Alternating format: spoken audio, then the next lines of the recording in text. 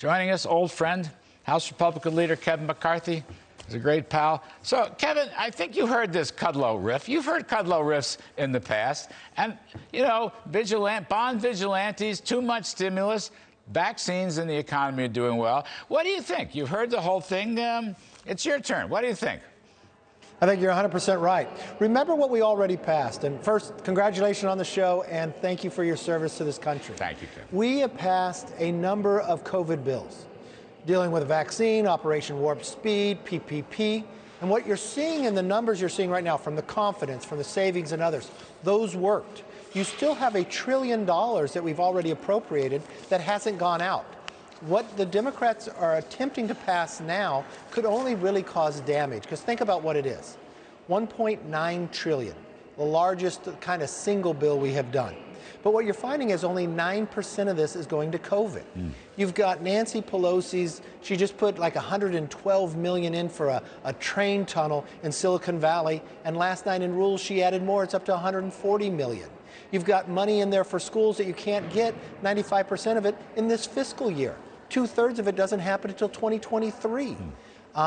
Too much waste, too much payoffs. And so you're 100% right, but the numbers are showing it. The work that we did before that was bipartisan got us through. It's beginning to grow out of it. The vaccines are working. We're opening states back up, even in the blue states like California. It may have took a recall of Gavin Newsom to do it, but we're right about making that happen. What we really need to focus on, back to work, back to school, back to health, not this frivolous other stuff. You know, it's so disappointing in a way, Kevin. I mean, maybe I don't want to be naive, but it's still disappointing because the first two packages last year were bipartisan. The first one, way back during the height of the crisis last winter, about a year ago, that was important bipartisanship. You were a key player in that. Now, I heard the words, but I didn't see any actions. This bill, I looked at some of the numbers inside this bill. You know, to help vaccines and help short-term unemployment and some other things in health care, you could have done this for $400 or $500 billion. That's all, not $1.9 trillion. $400 or $500 billion, you could have had a bipartisan majority. It's a lost opportunity, isn't it? Yeah, and it's a real change as new administration. You were there. I mean, I've been in that Oval Office with you when we're debating about things that needed to happen, right? From the airlines, from the PPP and others, to keep us afloat during that time. And it was a bipartisan discussion. There has been none of that this time. I mean, the change that has taken place, the president hasn't even had Republicans down, the leadership of bicameral, bipartisan. Remember, President Trump did that in the first week. When we would work on these bills, Mnuchin, yourself, and others, we'd sit down with Nancy Pelosi, with Schumer, McConnell, and myself, and we'd talk about where we needed to get to. That is all gone, and what we're seeing in these results are much different. Now we're rewarding bad behavior, right? The states that shut down now get an advantage over the states that stayed open. We never played those games. You know, it could have real ramifications. That's a gregreat point, Kevin. They never worked the so-called four corners. We always worked the four corners. You and Pelosi in the House and Mitch and Schumer in the Senate. That's really too bad. I'd forgotten that. That's a great point. Kevin, while I got you here, great American that you are, I want to talk a wee bit of politics.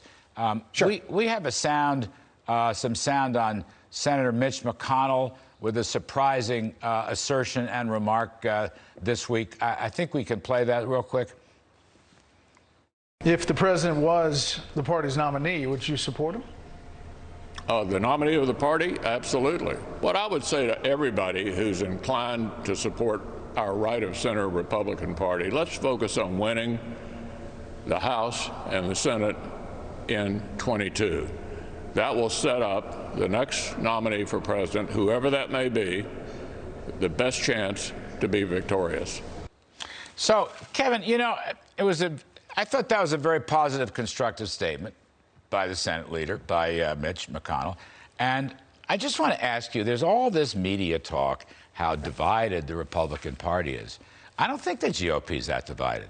And by the way, on issues, you know, border security, taxes, regulations, tough on China, blue-collar workers, I don't think the Republican Party is divided at all. So I ask you, I mean, what is the state of play here? And as you go into CPAC, what do you think you're going to hear?